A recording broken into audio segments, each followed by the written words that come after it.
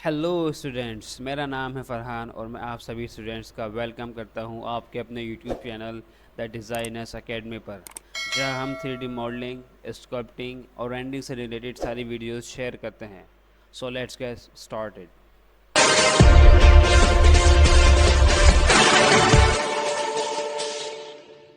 Hello students, तो कैसे हैं आप सब लोग? उम्मीद करता हूं कि बेहतर ही होंगे। ठीक है, शुरू करते हैं आज की अपनी क्लास। ठीक है, तो एक काम करते हैं कि फ्रंट व्यू पर डबल क्लिक करते हैं, शिफ्ट दबाकर राइट क्लिक करके पैनिंग कर लेते हैं और जूम सेट कर लेते हैं।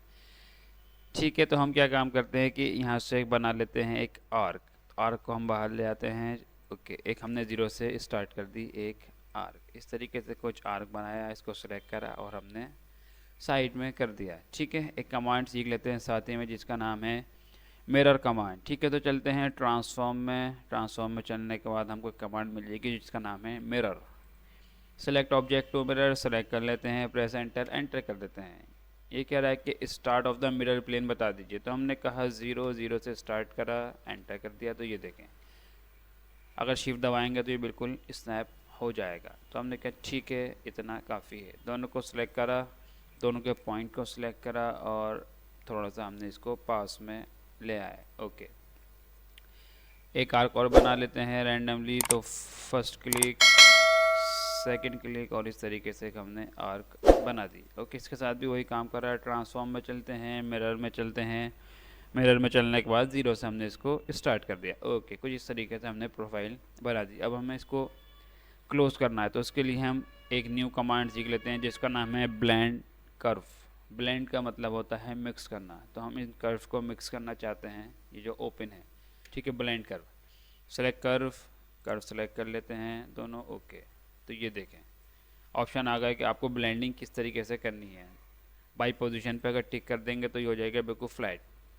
ओके, टेंजेंसी कर देंगे, थोड़ा सा राउंडेड हो जाएगा। जितना ज़्यादा आप करेंगे उतने ज़्यादा पॉइंट्स आते रहेंगे। पॉइंट्स आप बाद में इसका शेप चेंज कर सकते हैं। तो फिलहाल के लिए हम इसको टेंजेंसी कर देते हैं और ज्वाइन पर टिक लगा देते हैं और ओके।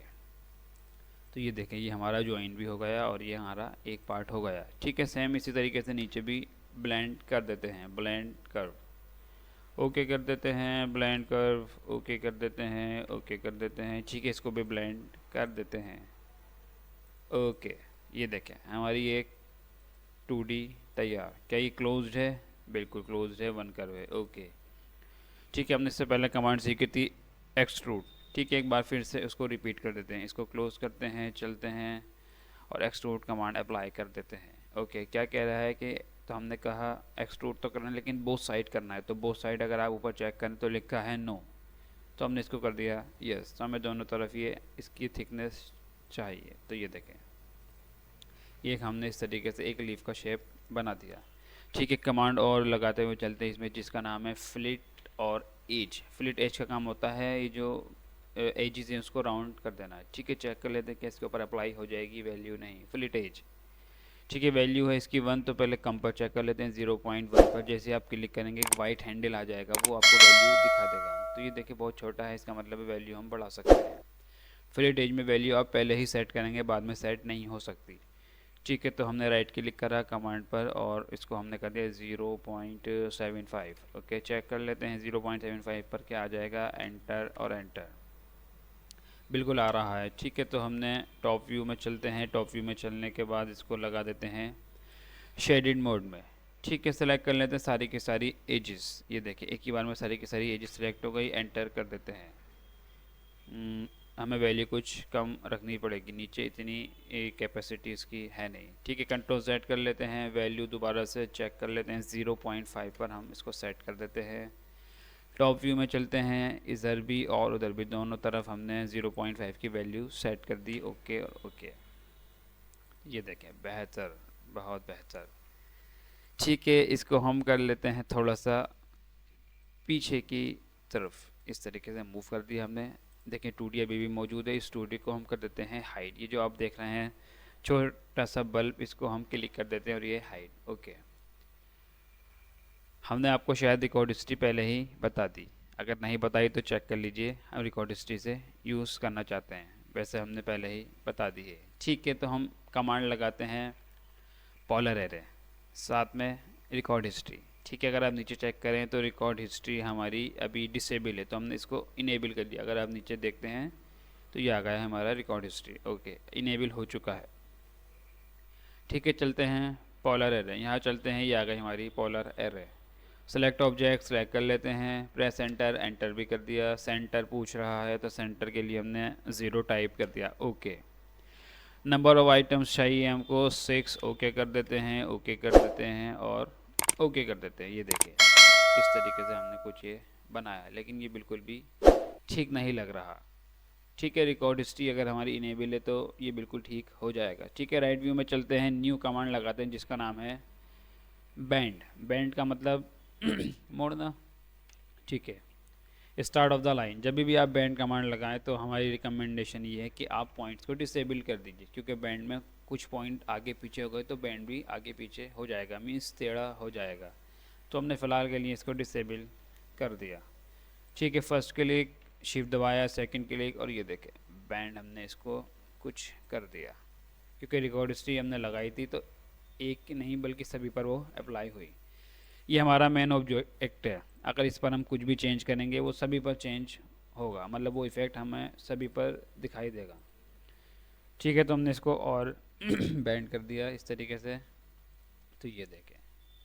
ठीक है, इसको हमने रोटेट कमांड से रोटेट कर लेते हैं, तो ये चलते हैं rotate, first click, second click और इस तरीके से हमने इसको रोटेट कर दिया। तो ये देखें, इसको हम लगा लेते हैं रेंडर्ड व्यू में।